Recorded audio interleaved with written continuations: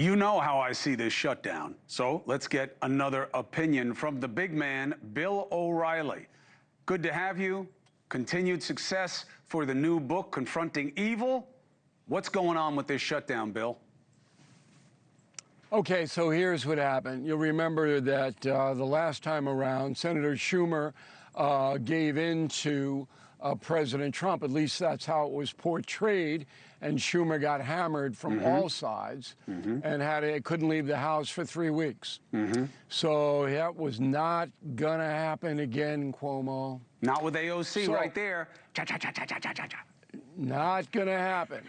So the guy who really knew what was going to happen in advance, and you should get him on tomorrow, is Fetterman, the senator from Pennsylvania. I'm trying to get him. He knew. I'm trying to get him. Okay. So he signaled to all of us who pay attention, and that'd probably be about 6 or 7 individuals in the media, that this was not going to go well. And here's why it didn't.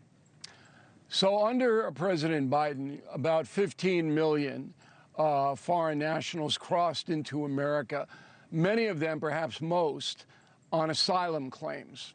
But they didn't go through the ports of entry, and they didn't do what they were supposed to do to claim asylum.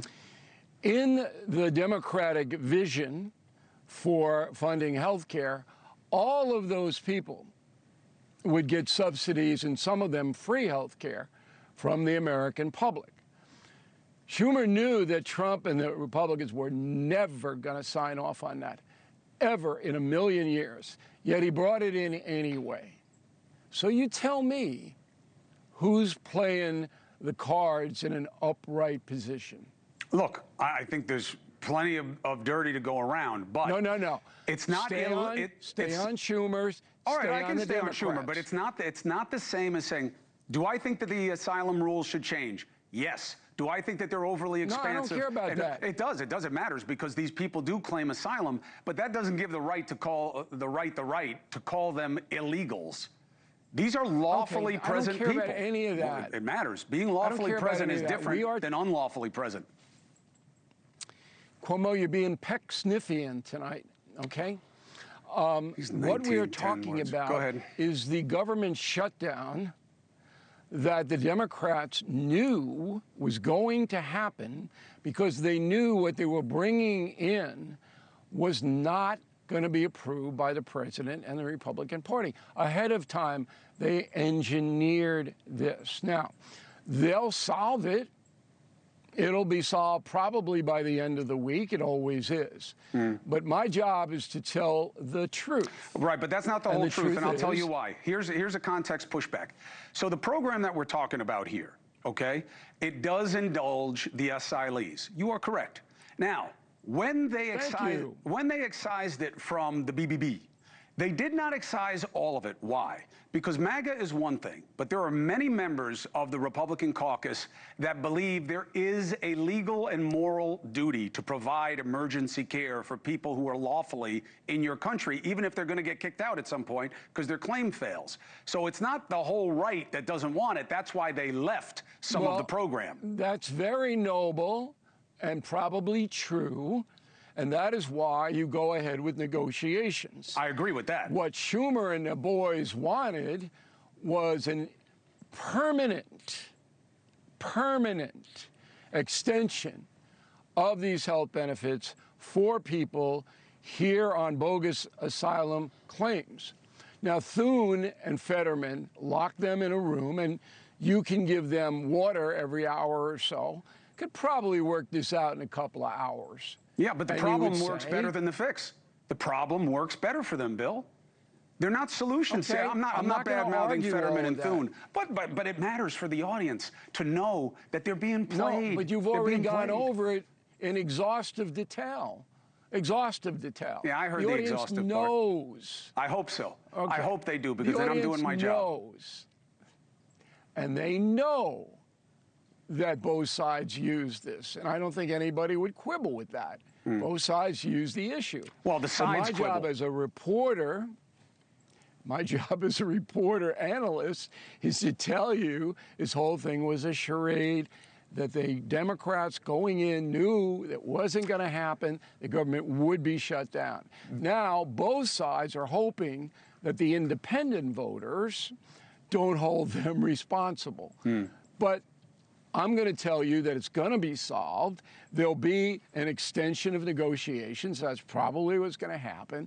And a month from now, nobody will remember, like they don't remember the other 80,000 times this happened. Well, it depends what happens if and when there are negotiations. Because if the ultimate chapter is that extending the tax cuts was paid for on the backs of the neediest of the MAGA population, that is not a good narrative going into the midterms. And that's what the subsidies, that's what Medicaid is populated with.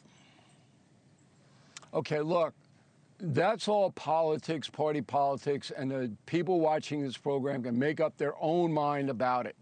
I will tell you this, the Republican Party does not want to spend close to $1 trillion expanding health entitlements. Maybe they'll spend $500 billion. They don't want $1 trillion because the Republican Party is the party of self-reliance, less government, and the party of the Democrats wants to take over the entire healthcare industry. That is the goal of the Democratic Party. And this is just another creep toward that direction. You know that. Socialized medicine is what the Democrats ultimately want, like Canada, like Western Europe. And the Republicans say, can't afford it in this country with 340 million. We're not going to do it. That's where we are. I get that on that particular issue, but look, it's choices. They didn't cut a dime from the defense budget. They expanded it, and now they're doing this. They can't. Oh, of course they can. What do you We mean got they can't? two. No, they can't. Of course they got can. two unbelievably They've never powerful passed an enemies audit. staring at you. The agency is it's never passed an audit, Bill. Of course there's Listen, waste there. Of course you could reorganize and restructure. I would like to have a robust Inspector General looking at the Pentagon, but you can't cut defense spending in the face of Putin and Xi. Oh, come on. Crazy? They say the same thing during a Cold War. What did we learn? Come on. Russia can't even beat Ukraine. Do you not know what's happening in the South China Sea? It's about how you spend the money and what happened to America first. I just said, robust Inspector General, fine. Dusty, I think, is yelling at me that she has seen enough of both of us, okay? You have to stay here. You don't. But you can get Confronting Evil free. You already got it free. I did You can many be times. like Cuomo and get it free. All you got to do is go to BillO'Reilly.com and sign up to be a premium or concierge member, and you will get the best news analysis on the planet. We are not Pecksniffian, as Cuomo was this evening. We are a direct news agency, and membership will enhance your life, and you'll love the book. Look, Thank you everybody and who good night. watches this show loves to learn. Google the etymology of Pecksniffian. I'll give you a hint. If you break it into 2 words, it gives you a great lead on where it comes from. It's an interesting word. Bill O'Reilly, thank you very much. Thank you for watching. Subscribe below and download our NewsNation app right now on your phone, and you will get fact-based, unbiased news for all Americans.